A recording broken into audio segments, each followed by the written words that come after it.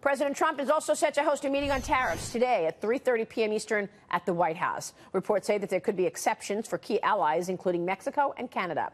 Treasury Secretary Steven Mnuchin and the Director of National Trade Council, Peter Navarro, talked to us about this in the last couple of days.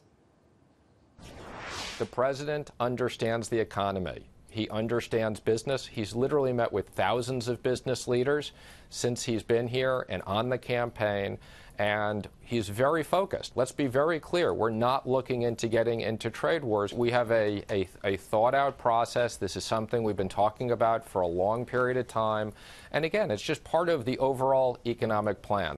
Donald Trump stood up courageously for the American worker, and it's about time. We've had 17 years where we've lost millions of jobs due to bad trade deals and high tariffs. We're losing our aluminum and steel industries. We need to get them back. We need to hold on to them. That's what yesterday was about. Joining me right now is Trump for President senior advisor and the president's daughter-in-law herself, Lara Trump. Lara, good to see you. You too, Maria. You know, before the president was the president, he was an international businessman, right? Yeah. He had hotels all over the world. He understands international trade. What is he saying about all this pushback he's getting on these tariffs? Well, you're exactly right. This is a man who was not a politician, a businessman who of anyone understands how this works. Listen, we have a $500 billion trade deficit in this country. It's insane.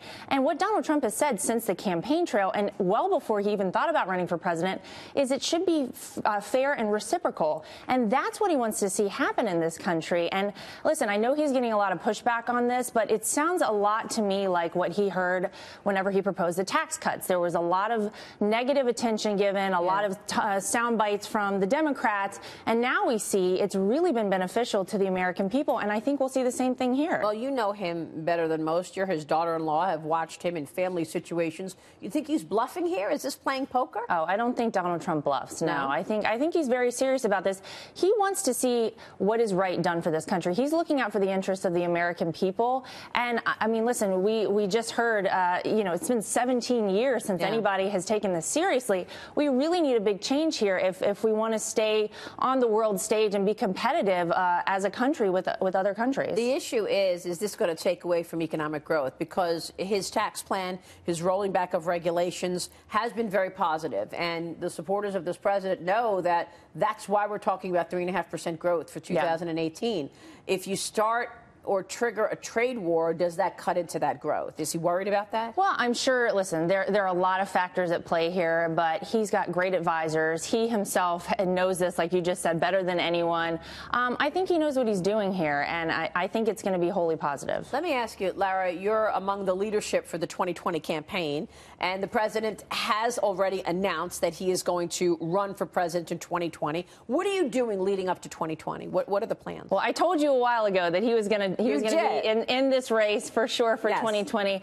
Listen, we're hosting a great rally on Saturday with the president. The campaign hosts all these great rallies that he does, and he's going to Pittsburgh, the heart of steel country, to talk to the people there. They are seeing a reinvigoration there within Pittsburgh, within cities like that really fell off the map, that were forgotten and left behind. So he wants to go out there, talk to these people. We're fundraising like crazy every single day, really getting things streamlined so that we go into 2020 feeling really good. Yeah, I'm really glad you mentioned Pennsylvania, because he's headed to Pittsburgh, and there's a lot of questions about this special House election.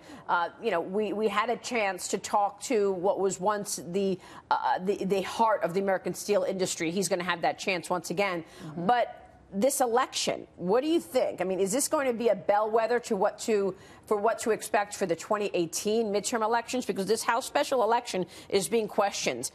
I guess that's why the president's going, obviously. Yeah, well, listen, I think it's hard to say that anything would be a bellwether, but I think what's important is that the president wants to get the message out. Listen, we've seen great things happen in his first year in office, and if the American people want to see his agenda move forward, want to see the president successful for this country, we need great Republicans in office who are going to make sure that the president's agenda moves forward. And he wants to encourage people to get out and vote in the midterms, whether it's a special election like is coming up there in Pennsylvania or across the board come November. I think it's really, really important.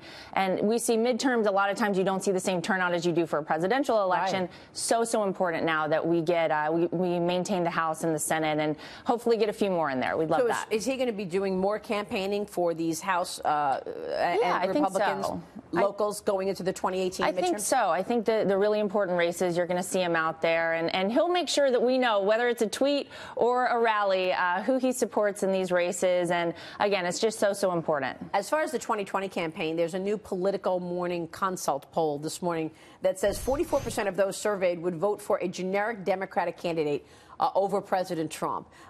What's really interesting is that 19%, nearly 1 in 9 voters polled, are undecided. What do you think this poll tells us?